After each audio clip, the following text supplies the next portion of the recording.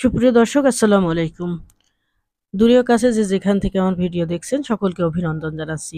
আজকে আমি পাকন পিঠার রেসিপি নিয়ে আসছি। যাদের পাকন পিঠা হতে চায় না তাদের উদ্দেশ্যে এই রেসিপি। তবে সকলেই দেখতে পারবেন।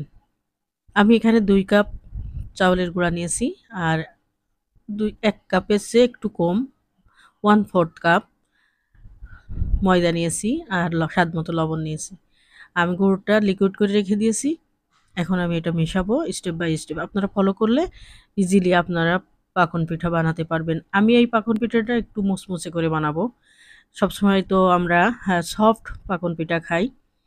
যেটার ভিতরে একটু সফটনেস থাকে এবং তেলতেলে হয়। কিন্তু এইটা কিন্তু একটু মুচমুচে পাকন পিঠা।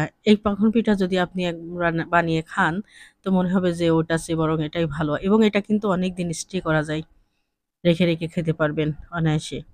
কোনো সমস্যা হবে না। আপনারা বাইরে ফ্রিজে না রেখে বাইরেও রেখে দিতে পারবেন এই পাকন পিঠা। একইভাবে থাকবে অনেকদিন মুচমুচে। তো আমি এখানে লিকুইড করে রাখছিলাম। পরিমাণ মতো করে আমি দিয়ে দিচ্ছি। আপনারা খেয়াল করুন যে আমি কতটুকু করে পানি দিচ্ছি এবং এর মেজারমেন্টটা কেমন। থিকনেসটা কেমন হবে এটা আপনারা একটু খেয়াল করলেই বুঝতে পারবেন। যারা পারেন না নতুন তাদের উদ্দেশ্যে বলছি। এভাবে হ্যান্ড হুইক্স দিয়ে বা চামচ দিয়ে আপনারা অনবরত এটা গোলাতে থাকবেন।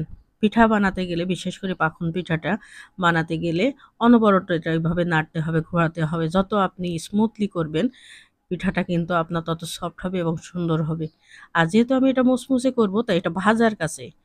কিন্তু আপনি এটা দিয়ে নরম পাকন পিঠাও বানাতে পারবেন। আর মুচমুচে পাকন পিঠাও বানাতে পারবেন।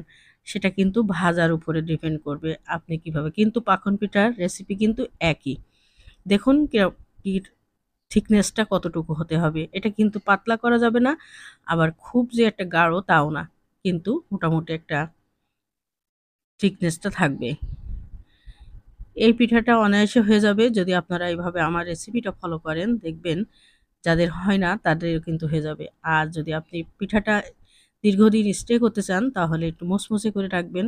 আর মুচমুচে করতে গেলে কিন্তু একটু ভালো নিয়মটা মেনে রাখলে এই পিঠাটা আপনি অনেকদিন ধরে খেতে পারবেন। খুব সহজে, খুব সিম্পলভাবে আপনাদের পাখন পিঠার রেসিপিটা শেয়ার করলাম। আশা করি আপনাদের ভালো লেগেছে। যদি ভালো লেগে থাকে সাবস্ক্রাইব করবেন আর পাশে থাকা বেলটা ক্লিক করে দিবেন।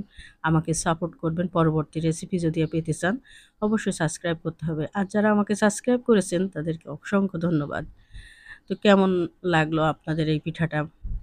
কতটা সহজে, কতটা তাড়াতাড়ি, খুব সহজে কিন্তু এবং কোনো সিম্পল উপকরণ দিয়ে আমি পাকন পিঠা বানানো শিখালাম।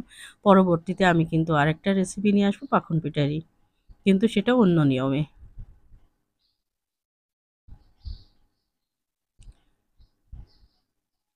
এখানে মেজারমেন্টটা কিন্তু মেন। পাকন পিঠা বানাতে গেলে কিন্তু মেজারমেন্ট ঠিক রাখবেন। পানি, লিকুইডটা আর কখনোই ঠান্ডা পানি ইউজ করবেন না। ঠান্ডা পানি যদি মনে করেন খুব গাঢ় হয়ে গেছে, তাহলে যদি পানি দিতে চান, অবশ্যই আপনাকে হালকা গরম পানি যেটা হাতে সহ্য হয়, এরকম হালকা পানি দিয়ে আপনারা এটা আবার করে নিতে পারবেন। কিন্তু যখনই পানি ব্যবহার করবেন বা করতে চান, তাহলে কিন্তু ঠান্ডা পানি কখনোই দিতে পারবেন না। আর পাকন পিঠা তৈরি করতে গেলে চালের গুঁড়াটা অবশ্যই ফ্রিজে রেখে দিবেন। দীর্ঘদিন যদি ঠান্ডা থাকে, ভালো থাকে তাহলে কিন্তু পাকন পিঠা খুব সহজে হয়। আর